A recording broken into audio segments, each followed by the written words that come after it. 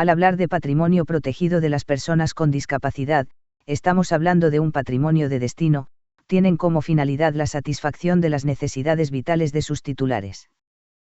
Tanto es así que los bienes y derechos que entran a formar parte de este patrimonio, que no tiene personalidad jurídica propia, y se diferencia del resto del patrimonio personal de su titular beneficiario.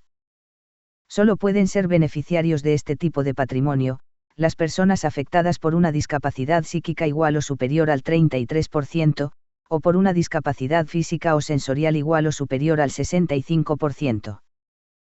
La constitución del patrimonio que, inexcusablemente, requiere de una aportación originaria de bienes y derechos, corresponde a la propia persona con discapacidad que vaya a ser beneficiaria del mismo o, en caso de que ésta no tenga capacidad de obrar suficiente, a sus padres, tutores o curadores legalmente ya designados. Es más, cualquier persona con interés legítimo podrá solicitar de la persona con discapacidad, o de sus padres, tutores o curadores, la constitución de un patrimonio protegido, ofreciendo una aportación de bienes y derechos adecuados, suficiente para ese fin. En cuanto a las formalidades de constitución del patrimonio protegido, debe ser en documento público, ante notario o con resolución judicial. El documento habrá de recoger, necesariamente, un inventario de los bienes y derechos que inicialmente constituyan el patrimonio protegido.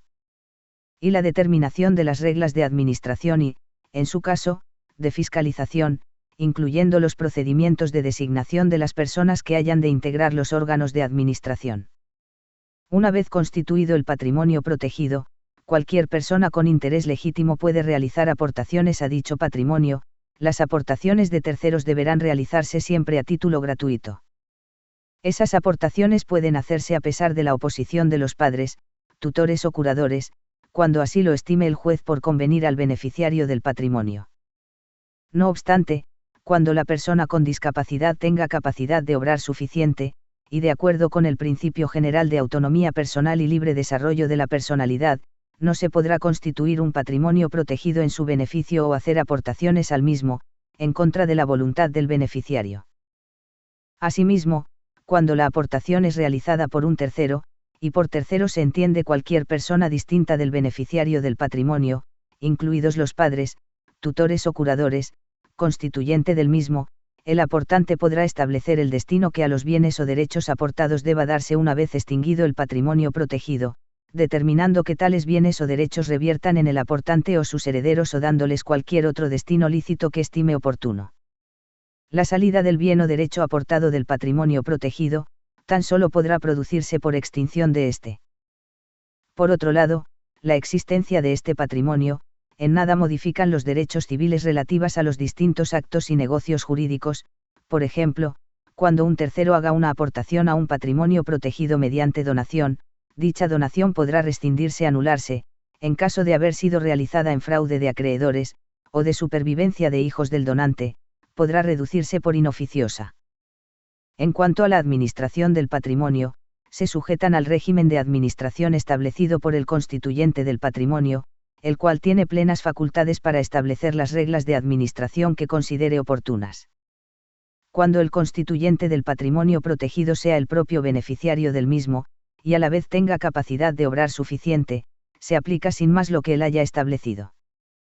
Cuando la administración recaiga sobre el tutor o curador legal del beneficiario, se requerirá la autorización judicial en los mismos supuestos que el tutor la requiere respecto de los bienes del tutelado, si bien se permite que el juez pueda flexibilizar este régimen de la forma que se estime oportuna, y siempre en consonancia con la finalidad propia de los patrimonios protegidos de satisfacción de las necesidades vitales de sus titulares, con los mismos bienes y derechos en él integrados. Así como con sus frutos, productos y rendimientos.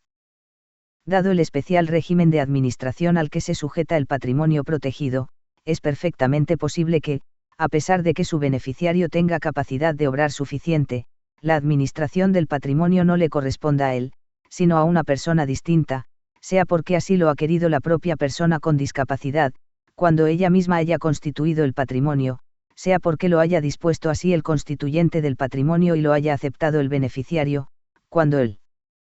constituyente sea un tercero. En caso de que el beneficiario del patrimonio protegido no tenga capacidad de obrar suficiente, él o los administradores del patrimonio protegido pueden no ser los padres, ni tutores o curadores a los que legalmente corresponde la administración del resto del patrimonio de la persona con discapacidad, sino que, los administradores del patrimonio protegido pueden ser distintas a los tutores legales de la persona. La extinción del patrimonio protegido, será por acuerdo del juez pueda, cuando así convenga al interés de la persona con discapacidad, y también por muerte o declaración de fallecimiento de su beneficiario, el patrimonio se integra en su herencia, o al dejar éste de padecer una minusvalía en los grados establecidos por la ley. La supervisión. El constituyente del patrimonio puede establecer las reglas de supervisión y fiscalización de la administración del patrimonio que considere oportunas. En segundo lugar, la supervisión institucional del patrimonio protegido corresponde al Ministerio Fiscal. A través de la información que, periódicamente, el administrador debe remitirle. O el Ministerio Fiscal puede solicitar del juez la adopción de cualquier medida que se estime pertinente en beneficio de la persona con discapacidad. A estos efectos, el Ministerio Fiscal puede actuar tanto de oficio como a solicitud de cualquier persona.